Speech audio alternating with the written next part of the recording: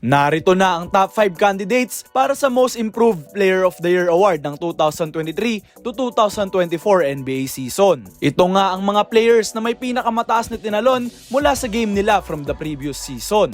Number 5, Shaedon Sharpe. Nakilala si Shaedon last season dahil sa kanyang elite level athleticism. But last year nga ay ropa ang laruan ng player na ito at natakpan siya ng shadows ng mga score-first players like Dame and Anthony Simons. But now with the absence of these two players ay unti-unti nang lumalabas ang laro ni Sharpe. Nag-a-average na siya ng 17 points, 5.3 rebounds and 3 assists per game para sa rebuilding team ng Portland Trail Blazers. Most games nga ay siya na ang nagiging go-to scorer ng struggling team na ito, kaya naman nakikita na natin ang kanyang potential na maging isa sa mga hyper-athletic scorers sa liga sa hinaharap. Number 4, Scottie Barnes. Mula sa disappointing sophomore year last season, ay grabe ang naging improvements ng 6'7" Swiss Army knife na ito para sa Toronto. Sa paglisan ni Fred VanVleet ay tumaas ang touches ni Barnes. At sa ngayon ay naging secondary playmaker na ng Raptors. Nag-average na siya ng 19.7 points, 9 rebounds, 5.7 assists and 1.7 steals per game para sa Canada-based team. Nag-improve na rin ang kanyang efficiency na sa ngayon ay nasa 47.2% mula sa field at 38.2% naman mula sa 3-point line. 10% better nga yan from the previous season na naitala niya, Goat Fam.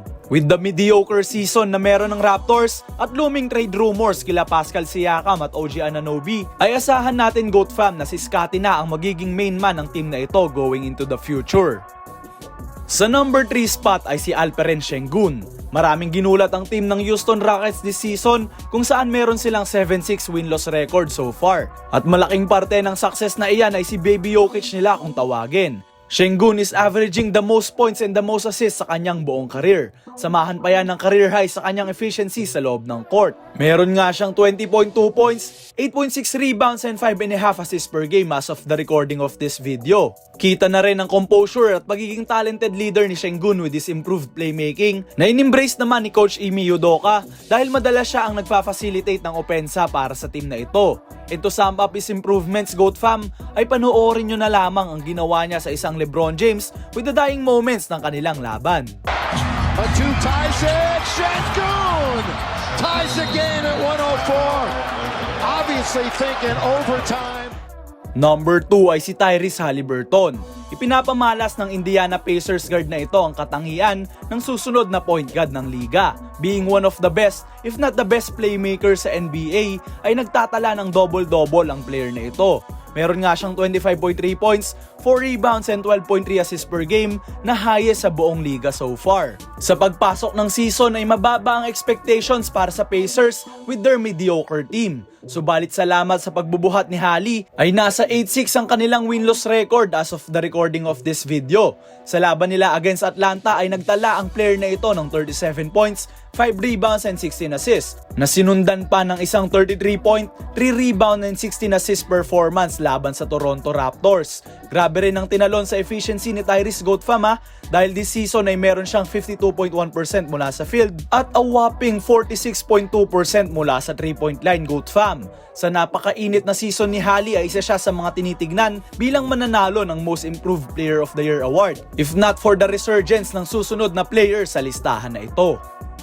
At ang favorite to win this MIP award ay ang Philadelphia 76ers guard na si Tyrese Maxey. With the departure of James Harden, ay napunta na ang secondary scoring ng Sixers kay Maxey, Goat Fam. With the newfound independence sa kanilang sistema ay nagkaroon ng offensive explosion ng 6'2 combo guard. Nag-a-average na this season si Maxey ng 26.3 points, 4.7 rebounds, and the career high 7 assists per game. Together with Joel Embiid ay binubuo ng duo na ito ang isa sa mga pinaka-deadly na two-man game sa buong NBA. Isa rin ang 4th-year guard sa dahilan kung bakit 10-5 ang win-loss record ng Philly despite losing their main playmaker last season in James Harden. At para nga ipamukha sa ating lahat kung bakit siya ang dapat manalo ng award na ito, ay nagbagsak si Tyrese Maxey ng isang 50 points, 7 rebounds and 5 assist performance laban sa kapwa niya candidate na si Tyrese Haliburton. Well, what do you take away? Here's the runner, right? Again, you're trying to stop him and foul. That's all ball. Maxey, Euro, yes sir! So good. Here he is, turns the corner. You gonna leave me open?